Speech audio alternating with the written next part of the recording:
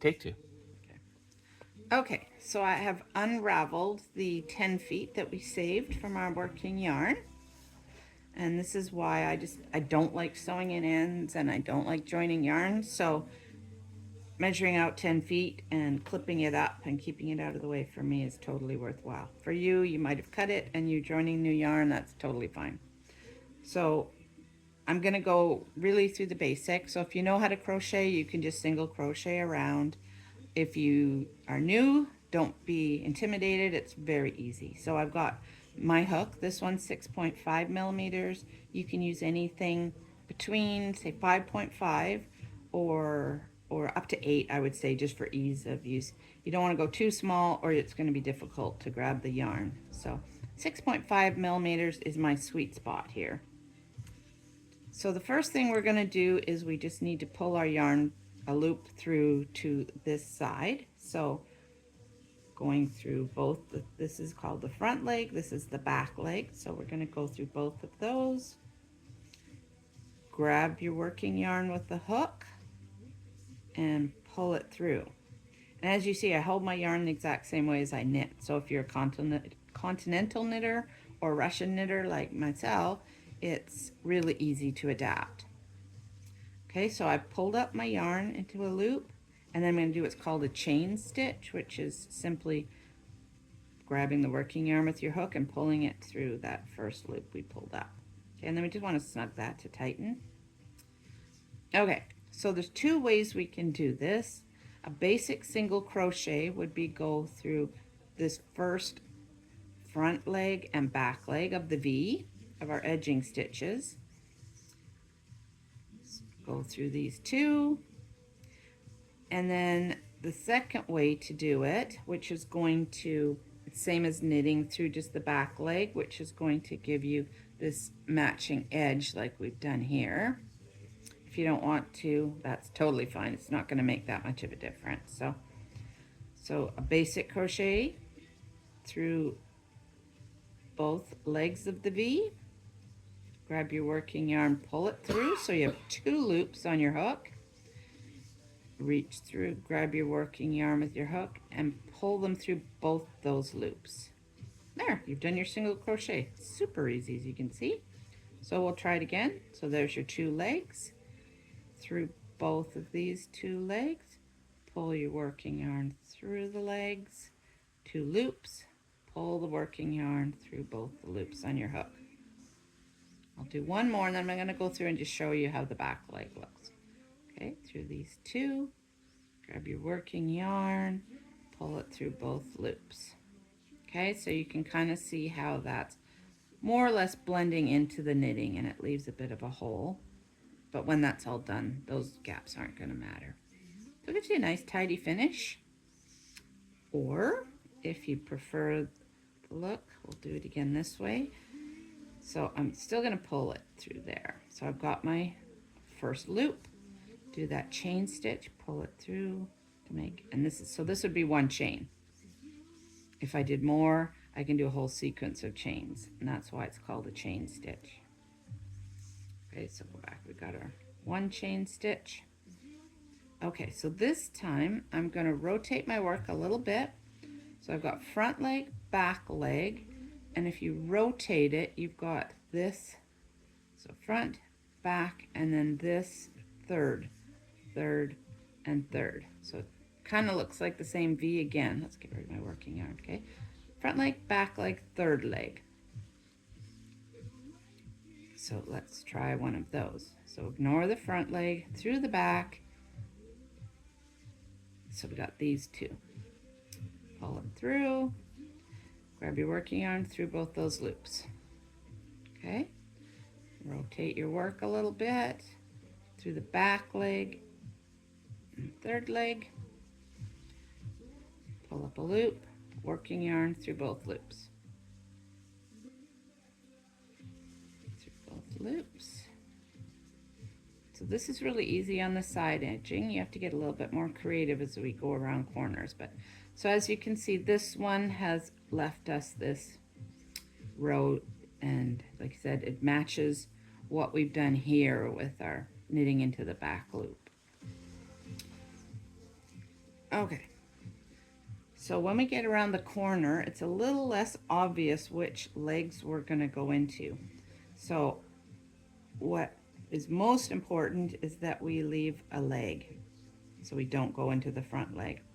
And now we have to think about, look at, we have some more gaps here just because of the nature of how we did our stitching around the corners. So sometimes you're going to find, if you just go through the first 2 loops you find, you're going to get a gap. So this one, see, we got that big gap there, which is something we obviously don't want. So we're going to be a little creative. We're going to go through, get my yarn out of the way. Okay, so we're going to go through, there's your front leg, and it's kind of twisted, but that's okay. I'm going to go through these 2, and then I'm also going to go down, and I'm going to go through this stitch here. Oh, oh, oh, fussy, fussy little thing. Let's go through there. Grab that one up. And then just, if you do your stitch, just have a look and see, there, closed in that gap. Looks great. Okay, next one. Go through the, miss this front leg, go through the next 2, and just have a look as you do each stitch. I got a big gap, so that's not.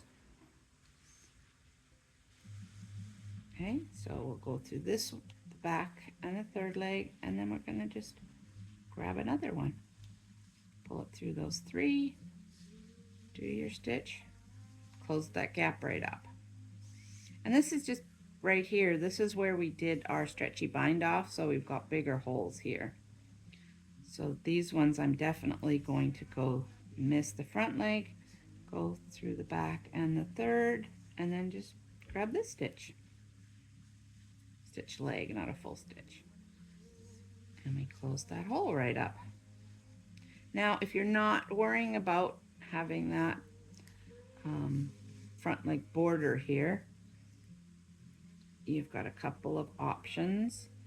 You could just go through the big hole that's obvious to stitch into that you see.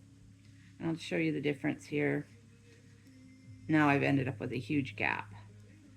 So avoiding that, be a little bit pickier as you go through, because you want to get in between your legs and this stitch here. We want to go into, stick my nail through so you can see. There's the, create a big gap, but if I go through here, I'm not going to. Okay, so we'll go through, just be careful that you're just going through those 2 legs and leaving this stitch behind. Oh, okay, do the single crochet, have a look. Still have a gap, so I'm just showing you different ways and different effects to avoid these gaps. So I'm going to go through, and this one again, grab a 3rd leg. So there's my, sorry, I keep putting my, naturally putting my yarn up. These 2 legs, and then I'm going to grab this one as well.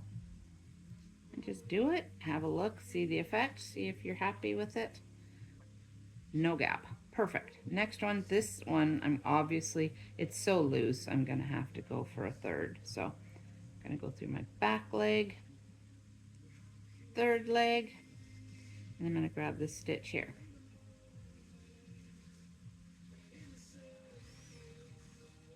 There we go. Hole closed. 2nd, 3rd, and an extra one. So you see that edge stitchings are loose here. I'm going to have a hole. Edge stitches are pretty tight on this one. I'm not going to have a gap. So let's just go through 2 on this one, and then we'll just double check it. Yeah, looks good. This one I know is going to have, so I'm just going to get the 3rd leg right away. Now, if you're the kind of knitter that did this perfectly and you don't have any gaps, you don't have to worry about fussing. You can just quickly buzz along. You're not going to have the gaps. I tend to have gaps on my edges no matter how hard I try and do it just so. Oh, so this one I gotta help my stitches along a little bit, get on the hook. Just being a little fussy.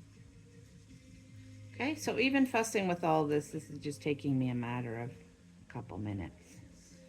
And you won't be taking it out and redoing it probably near as much as I just did, so it's all good. Or you might just not be as ridiculous about every little detail as I can be. You know, some knitters say the mistakes give it character, but for me, I can't even look at my sweater. I'll throw it in the garbage if I leave a mistake or a gap or something. I have to go back and undo it and fix mistakes, even the tiny ones. Okay, so we're just about back around to our starting point again, which you can see, you can judge by this, you can see the crochet stitches going along here.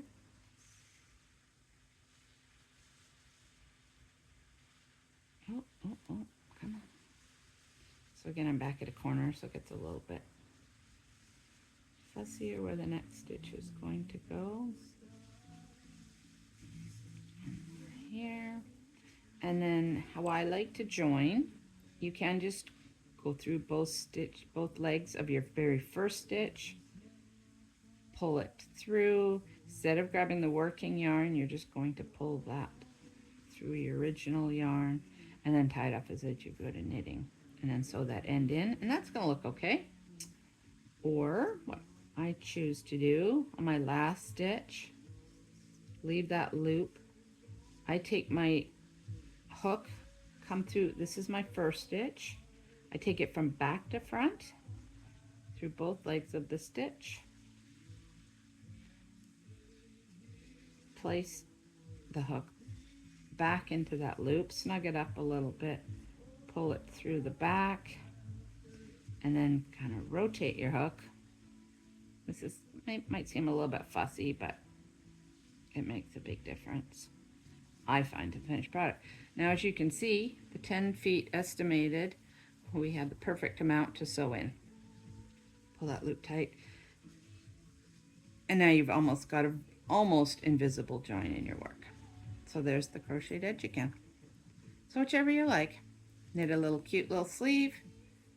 And I've made the sleeves bigger than some sweaters might have, just because I don't want to fight trying to get my dog through a cute little sleeve opening that's that size. I want it to be a comfortable, enjoyable experience for me and the dog getting dressed. So we have a little bit looser arms than some sweaters. So there you go. And I'll just sew this end in and we'll be all done. Or make sleeves, which I'm actually going to undo the crochet and make sleeves on this one because I think they're adorable. Okay, thanks for watching.